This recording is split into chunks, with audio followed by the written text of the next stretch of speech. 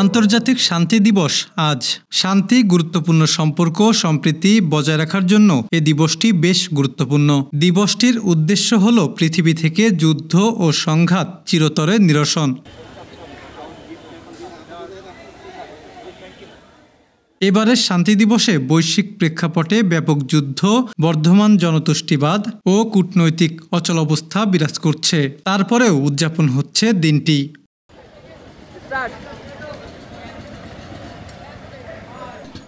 শান্তির সংস্কৃতি গড়ে তোলো এই প্রতিপাদ্যে ঝিনাইদহে বিশ্ব শান্তি দিবস পালিত হয়েছে।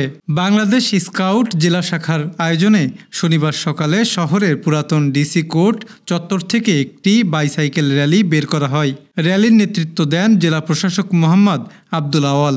র্যালিটি শহরের বিভিন্ন সড়ক ঘুরে স্কাউটস ভবনে গিয়ে শেষ হয়। পরে দিবসটি উপলক্ষে সেখানে গাছের চারা রোপণ করা হয়। সে সময় জেলা প্রশাসক ছাড়াও স্থানীয় সরকারের উপপরিচালক রথীন্দ্রনাথ রায় সহ জেলা স্কাউটের কর্মকর্তারা উপস্থিত ছিলেন। রাজীব হাসানের তথ্য ও ভিডিও চিত্রে। ডেস্ক রিপোর্ট, গ্রামের কাগজ।